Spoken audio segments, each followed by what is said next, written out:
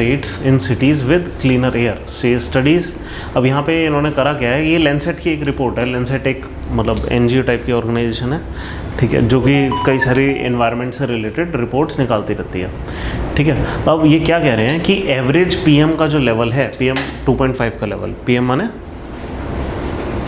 माने particulate matter, क्या बात कर रहे हो यार, एनवायरनमेंट हो गया तुम लोगों का, है ना। तो पार्टिकुलेट मैटर का लेवल कुछ ऐसा है। अच्छा, कुछ याद है पीएम 2.5 का जो लेवल है वो WHO का क्या लिमिट है, कितना होना चाहिए, और इंडिया की लिमिट क्या है? नोट्स में दिया हुआ था 50 ppm, ये इंडिया की लिमिट है, इससे ज़्यादा नहीं होना चाहिए। और WHO की, और हमने उसको रिवाइज करा है एक्चुअली 25 ppm कर दिया, और WHO की लिमिट है 10 ppm, ठीक है। तो ये 25 ppm से ऊपर वाली स्टेट्स इन्होंने लिख दी हैं, मतलब सिटीज़ लिख दी हैं, और एक्चुअली 10 ppm से तो ये बहुत ऊपर है, ठीक है। और दिल्ली में अक्सर कितना ppm पहुंच जाता है, 150, 200, 300, पता नहीं होता कितना पहुंच जाता है, ठीक है। तो ये क्या कह रहे हैं कि अब पॉइंट ये है कि इसमें ये कह रहे हैं कि share of deaths attributed to pollution इतने % है, ठीक है। अब ये बहुत बड़े परसेंटेजेस हैं, 5% ऑन एन एवरेज टाइप कुछ आ रहा है, ठीक है। इस चीज़ को कहते हैं एट्रीब्यूशन साइंस, कि किसी भी एक एनवायरमेंटल फैक्टर को उठाना, ठीक है, और उसके नाम कर देना कि ये डेथ इस वजह से हुई है, ठीक है। और जनरली कभी कभी क्या होता है कि कई सारी डेथ वैरायटी ऑफ कॉजेज़ की वजह से होती हैं। अब जैसे कोविड के समय पे खाली कोविड वो फैक्टर नहीं था जिसकी वजह से डेथ हो रही थी, जब कोमॉर्बिडिटीज़ होती थी तो उससे और ज़्यादा डेथ हो जाती थी। अब यहाँ पे ये भी तो हो सकता है कि ये कोमॉर्बिडिटी ज़्यादा बड़ा रोल प्ले कर रही हो इंस्टेड ऑफ ये पोल्यूशन, है ना। तो ये चीज़ है एट्रीब्यूशन साइंस, कि हम कितना किसी चीज़ को एट्रीब्यूट कर सकते हैं, ठीक है। और इस पर काफ़ी डिबेट रहती है कि हम कितनी आसानी से चीज़ों को एट्रीब्यूट कर देते हैं, है ना। वो करते हैं कुल मिलाकर ऐसा है कि वो ऐसा देखेंगे कि जब इन सिटीज़ का पहले कभी डेथ रेट, जब पीएम 2.5 का लेवल इतना नहीं रहा करता होगा तो क्या डेथ रेट था, अब क्या डेथ रेट है, उससे कुछ कंपेयर करके करते हैं, है ना। तो यहाँ पे कई सारी प्रॉब्लम्स भी होती हैं इस एट्रीब्यूशन में, ठीक है। पॉइंट बस ये है, ये कहाँ काम आएगा, जैसे प्री में कतई काम नहीं आने वाला, आपका मेंस पॉइंट ऑफ व्यू से कभी कभी हो सकता है ये आप लिख लो प्रीलिम्स के आंसर के इंट्रोडक्शन बनाने में, बस इससे ज़्यादा कहीं नहीं लिख पाएंगे, ठीक है। आगे चलते हैं। Spiral galaxies evolved 4 billion years sooner than expected. Spiral galaxies क्या होती है, कुछ आइडिया?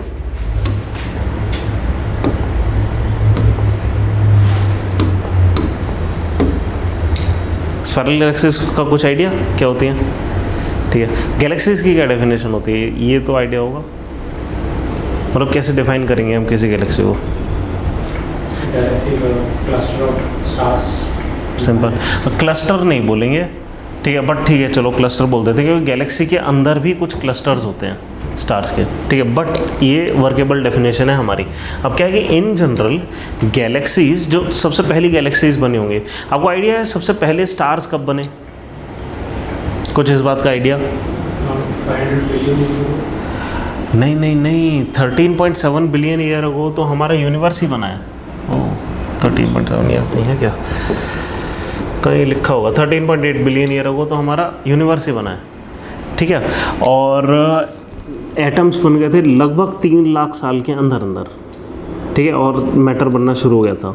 उसके बाद चीज़ें थोड़ी कूल हुई और लगभग कुछ मिलियन साल के अंदर गैलेक्सीज बनना, स्टार्स बनना शुरू हो गए थे और फिर गैलेक्सीज बनना शुरू हो गए थे, ठीक है। लेकिन सबसे पहली गैलेक्सीज लंप्स थी, ठीक है, स्फेरिकल शेप्स की गैलेक्सीज थी। और जो स्पाइरल गैलेक्सीज थी वो बाद में बनी। स्पाइरल गैलेक्सीज कैसे बनती हैं कि जनरली जब दो गैलेक्सीज आपस में टकराती हैं, और जनरली डायरेक्ट कोलिजन कभी नहीं होता है, हल्का सा ओब्लिक कोलिजन ही होता है। जब ये ओब्लिक कोलिजन होता है तो आपस में अराउंड एक दूसरे के अराउंड घूमने लगती हैं और कुछ आर्म्स बन जाते हैं, ठीक है। तो ये इस तरीके से ये जो स्पाइरल गैलेक्सीज हैं वो बनती हैं। हम ये समझ रहे थे, मतलब साइंटिस्ट ये समझ रहे थे कि ये तकरीबन 6 बिलियन ईयर अगो फॉर्म होना शुरू हुई। कोई एक स्पाइरल गैलेक्सी जिसका नाम आपको पता हो? मिल्की वे गैलेक्सी स्पाइरल है। एंड्रोमेडा गैलेक्सी जो नियरेस्ट गैलेक्सी है मिल्की वे के बाद, वो भी स्पाइरल है, ठीक है। लगभग 4 बिलियन साल बाद एंड्रोमेडा और मिल्की वे भी क्या है, करीब आ रही है, ठीक है। और ऐसा हमें मतलब ये एक्सपेक्टेड है कि 4 बिलियन साल बाद ये दोनों भी कोलाइड हो जाएंगे और फिर से एक और बड़ी स्पायरल गैलेक्सी बनेगी, ठीक है। तो एनीवे पॉइंट ये है कि 6 बिलियन ईयर अगो उन्होंने सोचा था कि ये मतलब स्पायरल गैलेक्सी सबसे पहले यूनिवर्स में आई होंगी, लेकिन अभी जो हमारे जो इनका ये मानना है, अब जो कुछ नई स्टडीज़ आई हैं कि मतलब हम 4 बिलियन साल ऑफ थे अपने स्पेकुलेशन में। मतलब हो सकता है 10 बिलियन साल पहले ही स्पायरल गैलेक्सीज आ गई हों, यानी कि गैलेक्सीज बनी हों और उस पॉइंट ऑफ टाइम से ही उनके कोलिजन स्टार्ट हो गए हों और स्पायरल गैलेक्सीज आ गई हों, ठीक है। और ये सारी चीज़ें हम कर कैसे नए हैं, आजकल क्या है कि एक नया टेलीस्कोप आसमान में गया है और हम अक्सर सुनते रहते हैं। आपको नाम पता है क्या इस टेलीस्कोप का, जो रिसेंटली कुछ साल पहले, गुड इवनिंग, तो कुछ साल पहले आसमान में गया है? चलो एक हिंट देता हूँ, इंफ्रारेड में चीज़ों को देखता है। जेम्स वेब टेलीस्कोप, नाम सुना है? नहीं, क्या बात कर रहे हो, कोई करंट अफेयर नहीं देखता? चलो अच्छा चलो, टेलीस्कोप हम कई सारी वेवलेंथ्स में, मतलब टेलीस्कोप की मदद से हम कई सारी वेवलेंथ में चीज़ों को देख सकते हैं, ठीक है। लगभग एक कैमरे की तरह ही होता है टेलीस्कोप, ठीक है, जो कि अलग अलग वेवलेंथ में देखता है। हमारी जो आँखें हैं वो भी एक किस्म की कैमरा है ना, हम कौन से वेवलेंथ में देखते हैं? खाली विजिबल लाइट में, ठीक है।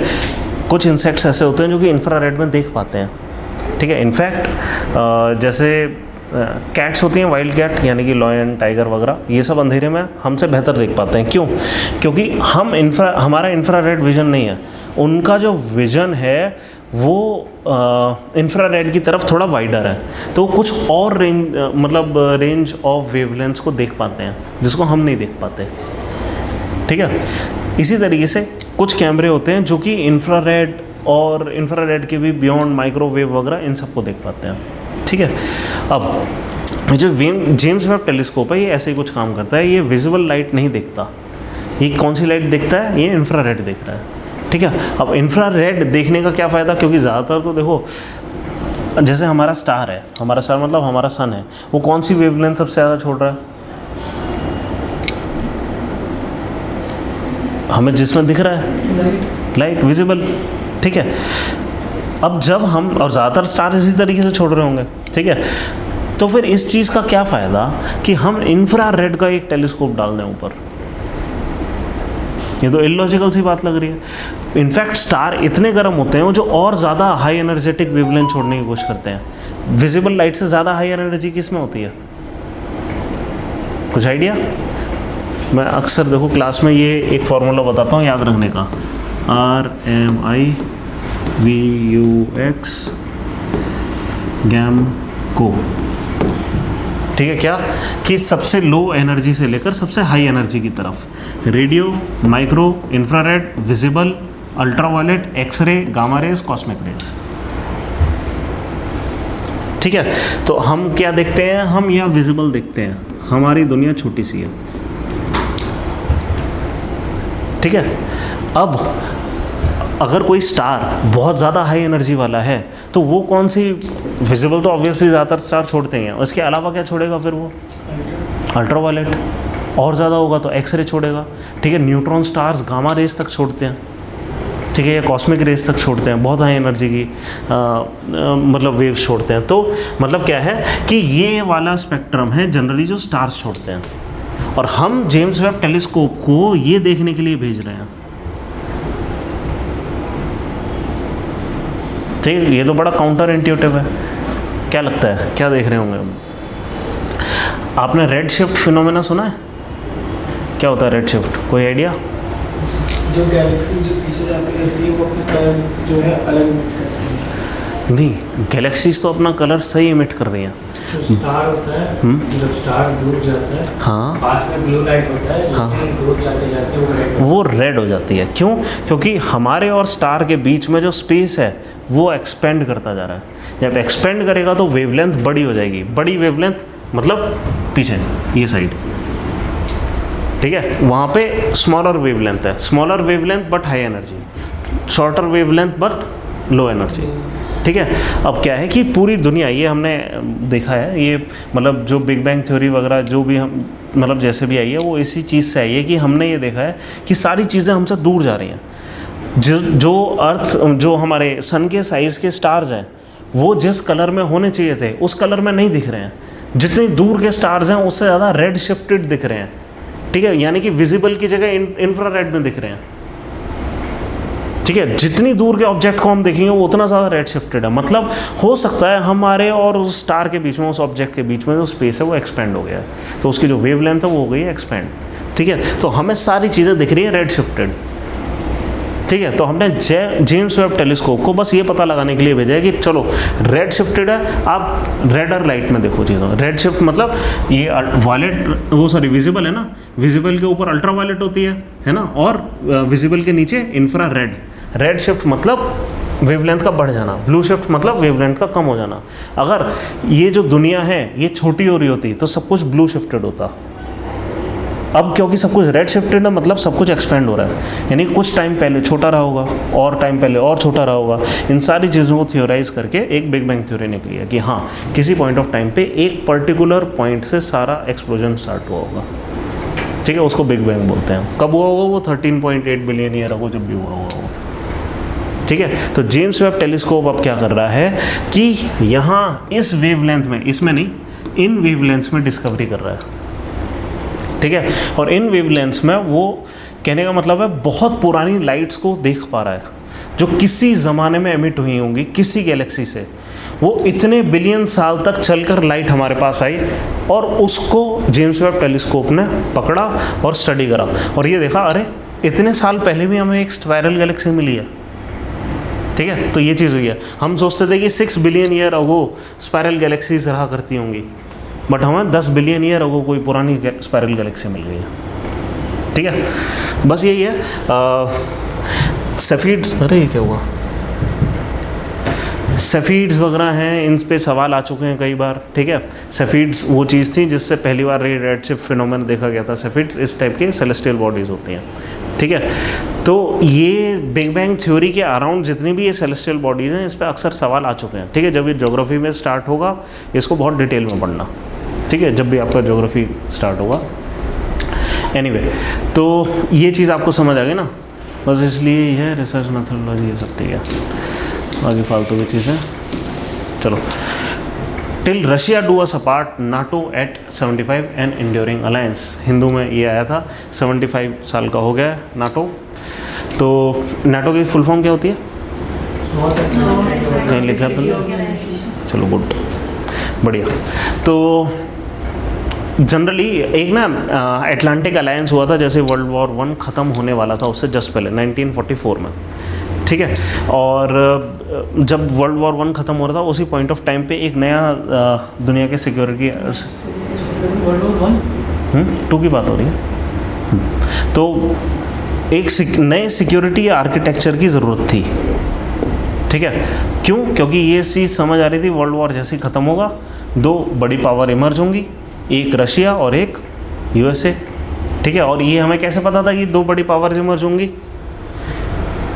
क्योंकि इन दोनों के पास रिसोर्सेज थे और दूसरा ये इनकी आर्मीज़ थी जो कि बर्लिन की तरफ आ पा रही थी, है ना।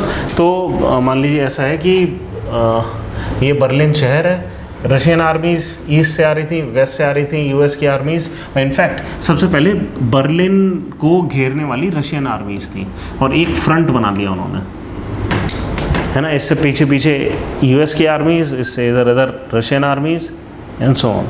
एक अलायंस होता है, ठीक है, नॉर्थ अटलांटिक ट्रीटी अलायंस, जो भी ट्रीटी ऑर्गेनाइजेशन। तो कुल मिलाकर जितनी भी यूरोपियन कंट्रीज़ हैं हमारी, वेस्ट की यूरोपियन कंट्रीज़,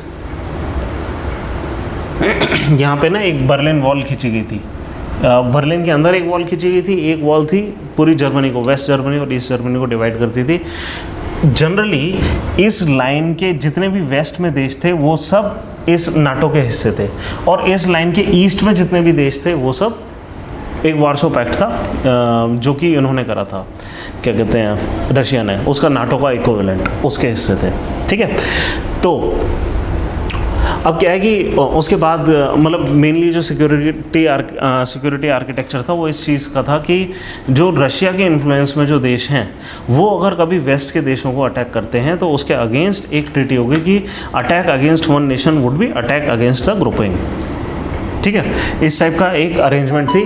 बट एनीवे क्या हुआ कि ये कोल्ड वॉर का समय था, रशिया का जैसे ही डाउनफॉल हुआ, यूएसएसआर जैसे ही टूटा, उसके बाद इस आर्किटेक्चर की ज़रूरत नहीं पड़ी, बची नहीं। ठीक है, लेकिन उसके बाद हुआ क्या कि ऐसा हो जाना चाहिए था कि कोल्ड वॉर के लिए जो चीज़ बनी है कोल्ड वॉर के ख़त्म होने के बाद एक ख़त्म हो जानी चाहिए थी, बट ऐसा हुआ नहीं।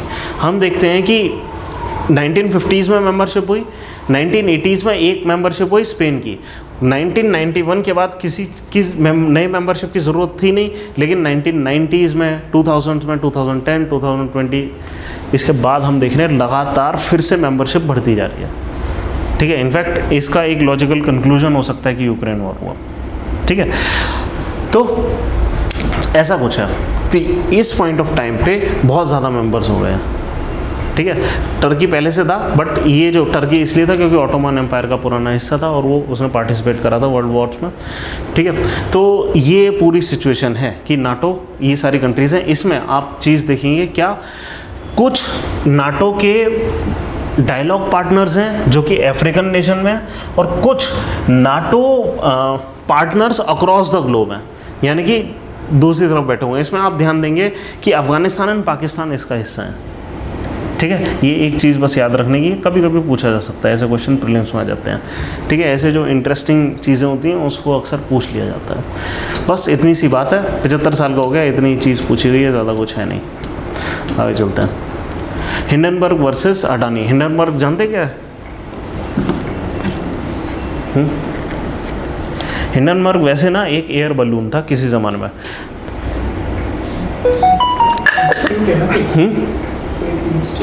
हाँ, ये इंस्टीट्यूट तो है। हिंडनबर्ग इन्होंने नाम कहाँ से लिया? हिंडनबर्ग डिजास्टर हुआ था एक। सबसे लाइट गैस कौन सी होती है? हाइड्रोजन। ठीक है, आजकल हम हीलियम बैलून यूज़ करते हैं, बट एक्चुअली हम हाइड्रोजन के भी यूज़ कर सकते हैं। ठीक है, अब हाइड्रोजन गैस भर के, ये हिंडनबर्ग एक बलून था जो कि हाइड्रोजन गैस भर के चलता था। ठीक है, और हिंडनबर्ग एक्चुअली मतलब सिर्फ बलून नहीं था, ये एक प्रॉपर फ्लाइट थी, है ना, जो कि सस्पेंड हो जाती थी एयर में, और मतलब जर्मनी से लेकर शायद यूएस से न्यूयॉर्क की तरफ आ रही थी। ठीक है, और वहाँ पे जब ये लैंड करने को थी उसी पॉइंट ऑफ टाइम पे इसमें लग गई आग हाइड्रोजन में। ठीक है, और फिर एकदम से ब्लास्ट हो गया। ठीक है, तो हिंडनबर्ग एक बहुत बड़ा डिज़ास्टर था, मतलब कुछ शायद 50-60 लोग मारे गए थे। ठीक है, प्रॉपर मेरे को आइडिया नहीं कितने एग्जैक्टली मरे थे, बट एनीवे, तो हिंडनबर्ग काम एक्चुअली ऐसा ही करता है जैसा वो डिज़ास्टर था। जो भी इन्फ्लेटेड स्टॉक्स हैं उन पे शॉर्ट पोजीशन बनाता है, फिर उनके ऊपर रिसर्च करता है, उस रिसर्च को पब्लिक करता है। जैसे पब्लिक को पता लगता है कि इस स्टॉक में ये कमी है, वो गिरना शुरू हो जाता है, ये पहले से बेच कर रखे हुए हैं, तो फिर ऑब्वियस सी बात है इनको फ़ायदा होगा। ठीक है, तो जैसा वो बलून में ब्लास्ट हुआ था ना, ऐसे ही इन्फ्लेटेड स्टॉक्स को ब्लास्ट करते हैं। ठीक है, और नाम भी कहीं ना कहीं वहाँ से वो है, इंस्पायर्ड है।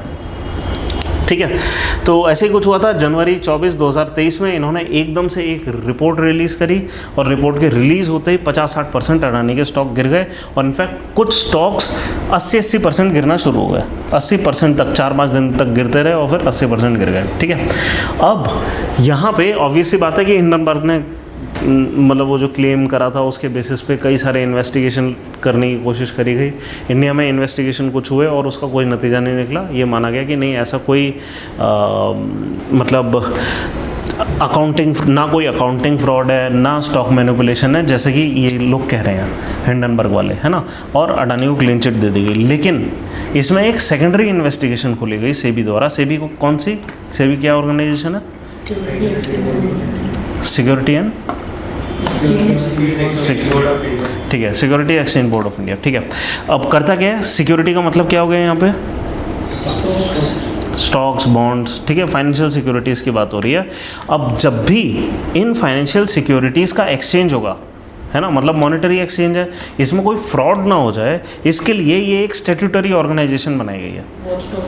हाँ, वॉचडॉग है, एक किस्म की स्टैट्यूटरी ऑर्गेनाइजेशन। स्टैट्यूटरी मतलब जो किसी लॉ से बनी है। किसी लॉ के अंडर बनी है ना। तो सेबी एक्ट है, उसके अंडर ये सेबी ऑर्गेनाइजेशन बनाई गई है। और काम क्या है, सिर्फ एक काम है इसका, सिर्फ इसका एक ही काम है, क्या कि इसे ये चेक करना है कि फाइनेंशियल प्रॉपर्टी मेंटेन करी गई है कि नहीं किसी भी ट्रांजैक्शन में। अब यहाँ पे नहीं मेंटेन करी गई है, क्यों? क्योंकि यहाँ पे साफ साफ दिखाई दे रहा है कि हिंडनबर्ग ने एक ऐसा एक्शन लिया जिससे पता था कि स्टॉक का मैनिपुलेशन होगा और कई सारे इन्वेस्टर्स थे जो कि उसमें रुइन हो जाएंगे। सेबी का काम है इंडियन स्टॉक मार्केट को प्रोटेक्ट करना किसी भी किस्म के मैनिपुलेशन से, ठीक है। तो इन्होंने सेकेंडरी ये इन्वेस्टिगेशन चलाई है और इसमें क्या करा है कि इन्होंने एक रिपोर्ट दी है। रिपोर्ट केम जस्ट आफ्टर अच्छा नहीं, ये नहीं, इनकी एक रिपोर्ट है सेबी डिफाइन शॉर्ट सेलिंग, ये सब ठीक है। सेबी ने शो कॉज नोटिस दिया है इनको, है ना, बुलाया है कि आप एक्सप्लेन करो इन चीज़ों को। और क्या एक्सप्लेन करना है इनको कि क्या आपने शॉर्ट पोजीशन बनाई थी अपनी रिपोर्ट रिलीज़ करने से पहले, और क्या ये रिपोर्ट सिर्फ इसलिए रिलीज़ करी गई थी कि किसी तरीके से मार्केट जो एकदम से क्रैश करे, है ना। तो ये जो चीज़ है ये किस्म का मार्केट मैनिपुलेशन है ना। तो इस पर इन्होंने ये करा। तो Hindenburg research announce that it has received a show cause notice from India's capital market regulator SEBI on June 27। The notice outline suspected violations of Indian regulation and accused Hindenburg of colluding with entities to use non-public information, ऐसी information का use करना जो कि private है ना, non public है। Public information, जो private information है किसी भी स्टॉक के बारे में कोई भी पब्लिक नहीं कर सकता, ठीक है।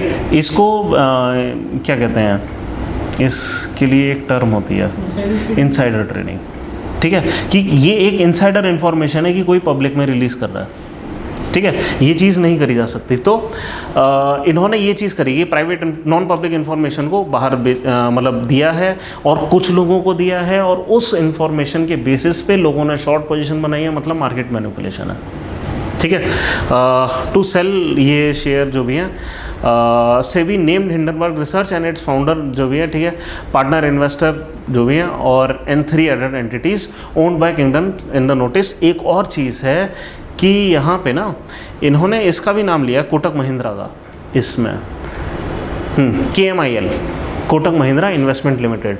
क्या था कि इंडियन मार्केट में स्टॉक पोजीशन बनाने के लिए जो बैंकिंग सर्विस का इस्तेमाल करा गया था वो कोटक महिंद्रा थी, है ना। रिपोर्ट में इनका भी नाम लिया गया है। और इन्होंने उल्टा बोला है, SEBI accuse SEBI of protecting Indian powerful businessman implying that the regulator deliberately mask Kotak's involvement by using acronym KMIL instead of full name. तो कोटक महिंद्रा इन्वेस्टमेंट लिमिटेड की जगह रिपोर्ट में KMIL लिखा हुआ है, ऐसा ये बोल रहे हैं, एलेज कर रहे हैं। पर ठीक है, देखेंगे आगे क्या होगा। कोटक महिंद्रा का नाम किसने लिया है? हिंडनबर्ग ने लिया नहीं, रिपोर्ट में उन्होंने पूरा जो ट्रांजैक्शन, रिपोर्ट जनरली जब भी बनती है ना तो ट्रांजैक्शन का ट्रेल नोट करा जाता है कि कैसे हुई। तो कोटक महिंद्रा बैंक ने यहाँ फैसिलिटेट कराई होगी ट्रांजैक्शन, तो इसलिए KMIL का नाम आ गया रिपोर्ट में। अब हिंडनबर्ग ये कह रही है कि आप इंडियन बिजनेसेस को प्रोटेक्ट, हमारे तो पूरे नाम ले रहे हो, ठीक है, हमारी पूरी कुंडली निकाल ली कि इसका फाउंडर कौन है, डायरेक्टर कौन है और कितने पार्टनर्स हैं, और वहाँ आप कंपनी का पूरा नाम भी नहीं ले रहे, KMIL लिख दिया खाली, है ना। तो वो ये चीज़ कह रहे हैं, बस यही है। क्या आप ये जानना चाहेंगे फ्यूचर और ऑप्शन क्या होता है? वैसे मतलब UPSC पॉइंट ऑफ व्यू से इतना इंपॉर्टेंट नहीं है, बट ऑब्वियसली UPSC से कुछ कहा नहीं जा सकता। कुछ आइडिया है डेरिवेटिव ट्रेड कहते किसको है? नहीं आइडिया? देखो क्या होता है,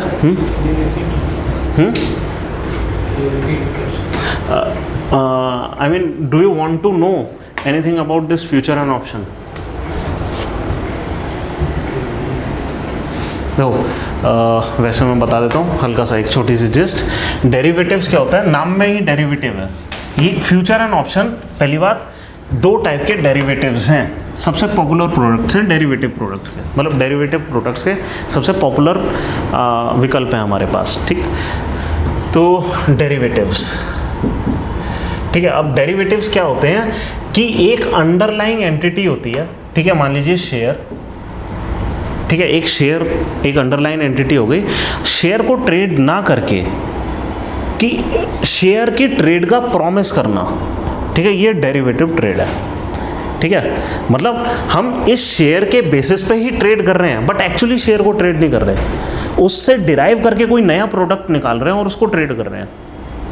ठीक है, जैसे मैं एक सर्टिफिकेट डाल दूँ, या इनफैक्ट शेयर भूल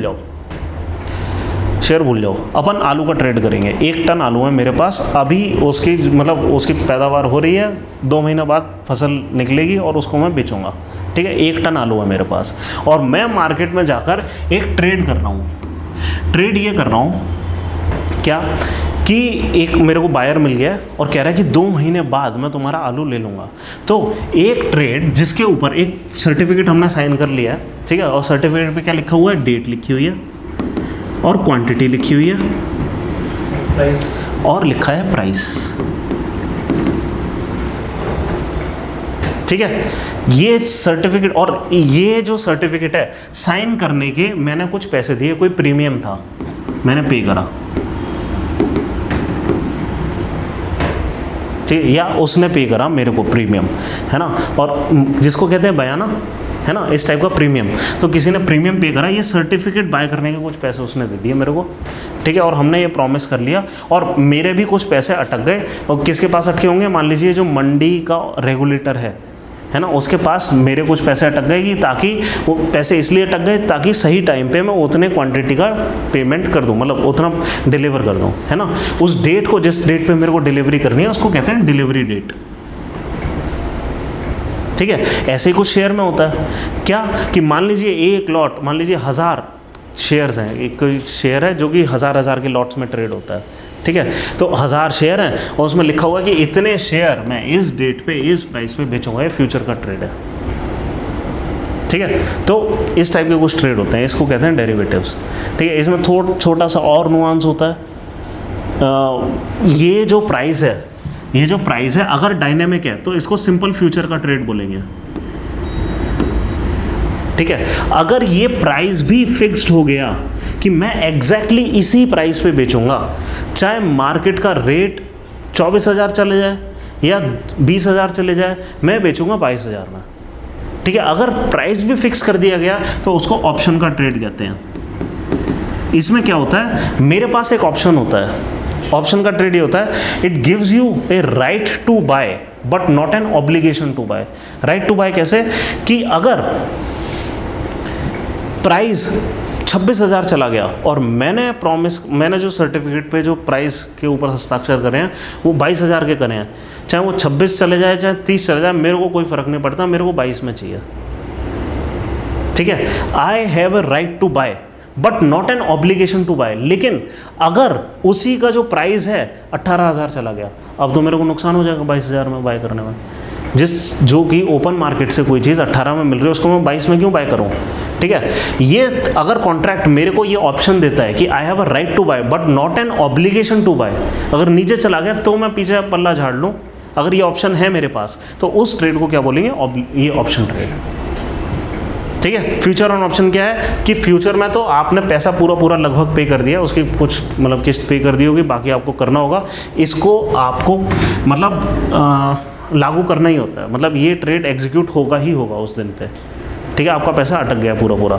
ऑप्शन का ट्रेड क्या है कि ऑप्शन के ट्रेड में ऑब्लिगेशन टू बाय या सेल होती है ना, सॉरी, राइट टू बाय या सेल होती है, नॉट एन ऑब्लिगेशन। ठीक है, ऑप्शनल ट्रेड होता है। ठीक है, बस इतनी सी बात है, आगे चलते हैं। UK FTA talks, political stability, की challenges on immigration and climate politics. ठीक है, इंडिया और UK ना कम से कम 4-5 साल हो गए हैं कि हम बात कर रहे हैं, और पिछले 2 साल से तो नेगोशिएशंस ही चल रही हैं। FTA होता क्या है, free trade agreement. Free trade agreement क्या होता है, ये तो फुल फॉर्म हो गई।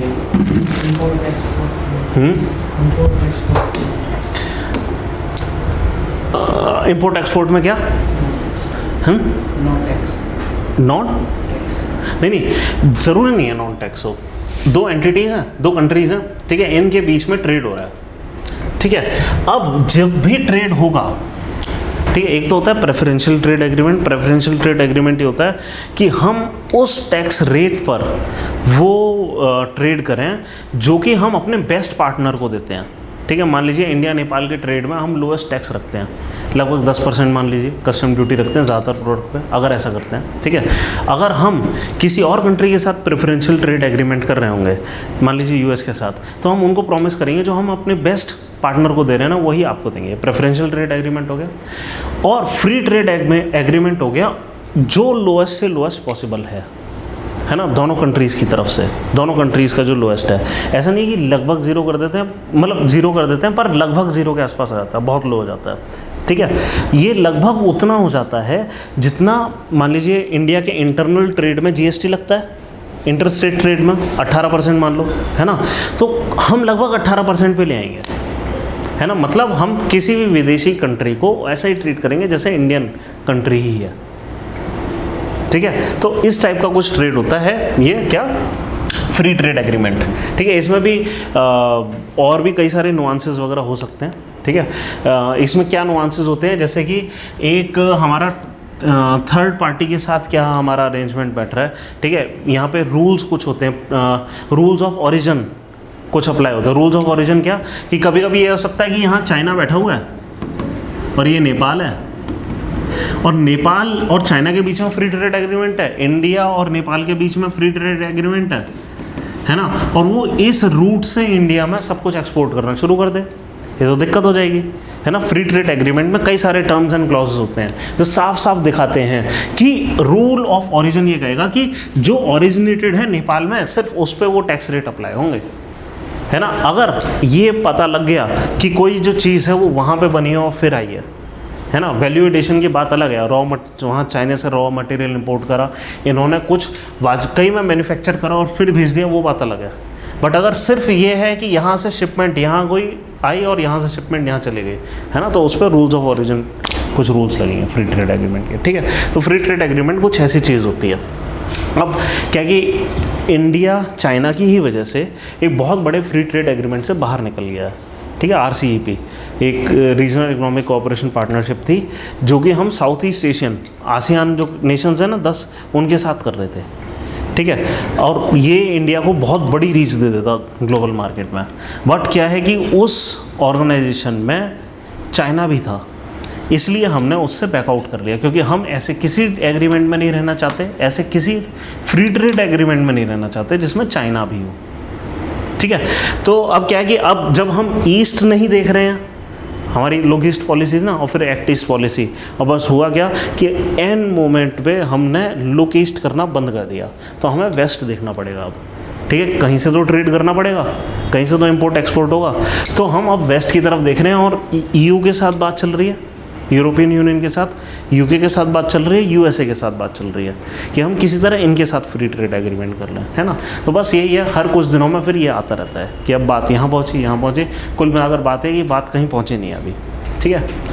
तो मेजर फैक्टर अफेक्टिंग दिस, वो अभी तक जो सबसे बड़ी प्रॉब्लम थी कि UK के साथ हम क्यों नहीं कर पा रहे थे एग्रीमेंट, क्योंकि वहाँ पॉलिटिकल इंस्टेबिलिटी थी, बार बार प्राइम मिनिस्टर चेंज हो रहे थे।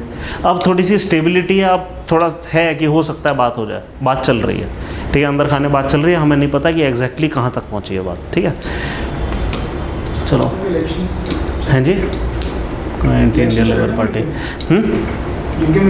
फिर से इलेक्शन स्टार्ट हो गए, अभी तो हुए थे, क्या बात कर रहे हो फिर से, बढ़िया। चलो, not an anti India labour party, अच्छा तो उन्होंने कुछ बोला होगा, ठीक है।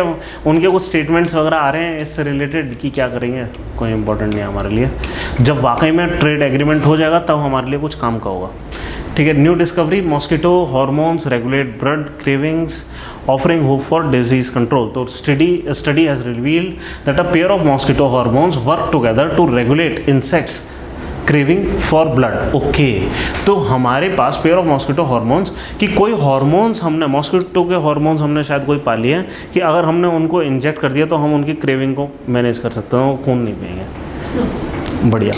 तो discovery is significant as it provides insight into breeding behaviour of mosquito, ठीक है, सब बढ़िया है। तो अगर इन्होंने कुछ बताया क्या, female mosquitoes consume animal blood to develop their eggs, however after blood meal they temporary lose their appetite until they lay their egg. अच्छा, तो वो एपेटाइट कैसे लूज करते होंगे, कोई हार्मोन होगा, हार्मोन कॉल्ड न्यूरोपेटाइट F कोई होगा, spike when mosquitoes are seeking a host, and decrease after feeding. ठीक है, तो उसका कुछ इस्तेमाल कर रहा होगा। ठीक है, कुछ होगा, छोड़ दो, इतने काम का नहीं है। ये काम का है बहुत। Smart cities mission period extended till March 2025। आपको पता है कब आई थी स्मार्ट सिटीज़ मिशन और काम क्या था इसका? 2015 में आई थी। और काम क्या था इसका? डेवलप करना था। क्या? 100 सिटीज़ सेलेक्ट होनी थी और उनको डेवलप करना था स्मार्ट सिटीज़। अब इसमें प्रोजेक्ट्स दिए गए थे। क्या हम मतलब सेंट्रल गवर्नमेंट ने एक लिस्ट दी थी, आप क्या इंप्रूव कर सकते हो।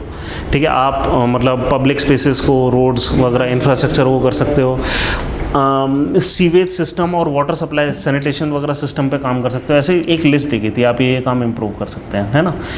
अब इसके अंदर कुछ थे, मतलब 20,000 शायद प्रोजेक्ट्स थे कुछ। ठीक है, मतलब हर सिटीज़ ने कई कई प्रोजेक्ट्स निकाले थे। हर सिटी का इनफैक्ट गवर्नेंस का ही स्ट्रक्चर चेंज हो रहा था। क्या था कि सेंट्रल गवर्नमेंट 50% पैसा लगाएगी, स्टेट गवर्नमेंट 50% पैसा लगाएगी। ठीक है, और फिर एक कंपनी बनेगी इस पैसे से। ठीक है, एक प्रॉपर कंपनी जिसका एक CEO वगैरह होगा। ठीक है, और फिर प्राइवेट लोगों से फंडिंग ली जाएगी। ठीक है, और फिर ये प्रोजेक्ट एग्जीक्यूट होगा। ठीक है, मतलब इसमें पब्लिक प्राइवेट पार्टनरशिप से मतलब सारे के सारे प्रोजेक्ट चलने थे। अब बात यह है कि ऐसा बोला गया था 2020 तक चीज़ें कंप्लीट हो जाएंगी। डेट्स एक्सटेंड करी गई थी प्रोजेक्ट्स की 2022 तक। वो डिले तो काफ़ी पहले हो चुका है। अब सरकार कह रही है जब 2025 आने ही वाला है कि हम 2025 तक डेडलाइन एक्सटेंड कर रहे हैं। ठीक है, अब हमें अभी भी नहीं पता ये हो पाएगा अभी पूरा कि नहीं। तो सिलेक्शन इतने सिटीज़ का था प्रोजेक्ट। हाँ, 8,000 multi sectoral projects were being developed under the mission with A total investment of 1.6 lakh crore. अब इसमें क्या है कि सेंट्रल गवर्नमेंट ने 48,000 करोड़ ही दिया था। अब 1.6 कैसे हो गया? क्योंकि 50% स्टेट ने दिया, फिर कुछ प्राइवेट फंडिंग उठाई। इस तरीके से टोटल जो फंडिंग थी इतनी पहुँच गई। ठीक है, तो प्रोग्रेस क्या है कि 7,188 प्रोजेक्ट 90% कंप्लीट हैं। ठीक है, इतने का काम हो चुका है। रिमेनिंग 380 प्रोजेक्ट्स वर्थ इतने। ये ठीक है। ठीक है, कुल मिलाकर बात ये है अपना जो डेट है वो एडवांस हो गई है। फिर Japan issues first new bills in 2 decades. Bills मतलब वो है नोट, करेंसी नोट। नए करेंसी नोट कुछ इशू करे हैं, yen bank notes with 3D hologram technology to combat counterfeiting. ठीक है, ठीक है, आपको पता ही है यार, 3 डायमेंशनल इमेजेस क्रिएट करता है ना। बस इतनी सी बात है, कुछ है काम का। हमारे लिए इतना इम्पोर्टेंट नहीं है किस पे किसकी फ़ोटो आई है। चलिए क्विज़ कर लेते हैं, फिर चलते हैं।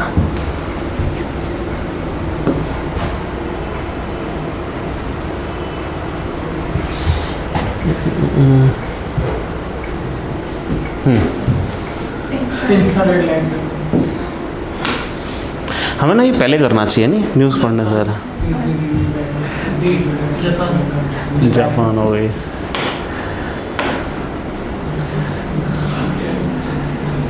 ये नहीं पता होगा। इस पे एक बार ना ये कभी कभी रैंडम क्वेश्चन डाल देते हैं। क्या करें? नीति आयोग कर दें? Ministry of rural development, NITI Aayog. अब देखो, एस्पिरेशनल डिस्ट्रिक्ट प्रोग्राम जो है ना वो नीति आयोग का है। इस पर एक बार मेंस में क्वेश्चन आया हुआ है। ठीक है, जब गवर्नेंस होगा आपका इसकी डिटेल में जाएंगे हम।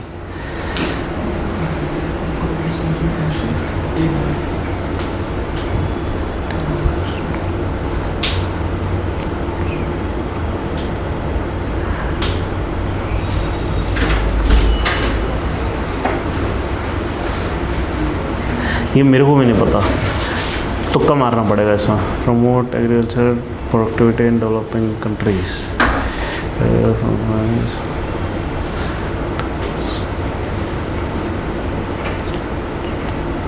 क्या लग रहा है, क्या करें? ये कर दें? क्या लॉजिक लगा रहे हो? कोई लॉजिक नहीं, ऐसे ही रैंडम मन कर रहा है, अच्छा लग रहा है।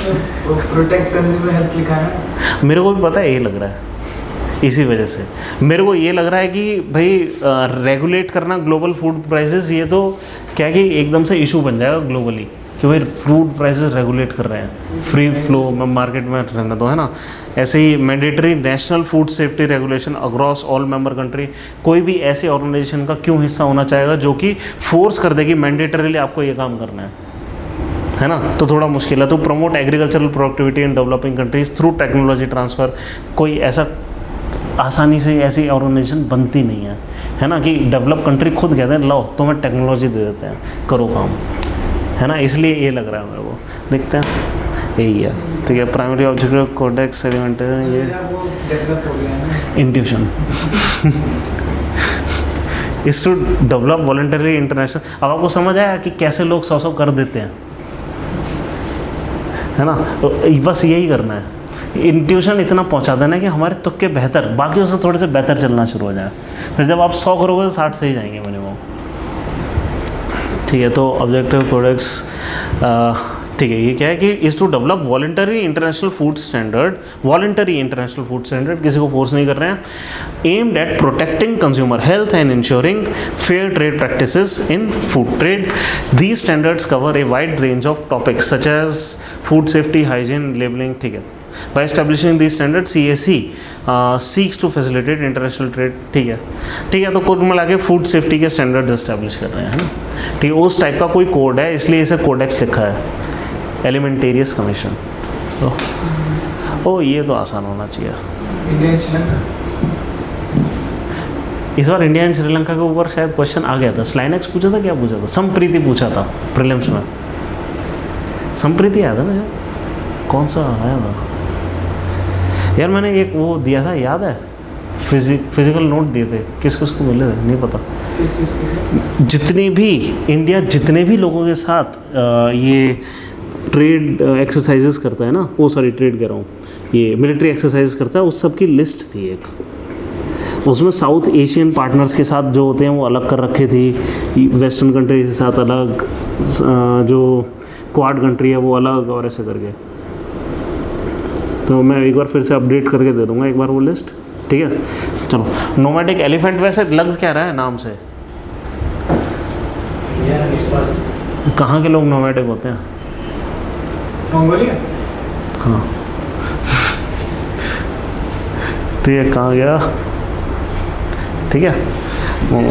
श्रीलंका में भी एलिफेंट बहुत है। हाँ ये बात तो सही है, बट उनके साथ स्लाइनेक्स एंड संप्रीति दो और वो हैं, है ना, बस दो ही हैं उनके साथ। अब क्या कि अगर ये आपको इंट्यूशन है कि उनके साथ क्या क्या हैं, फिर ये करना आसान हो जाएगा। तो नॉमिनेशन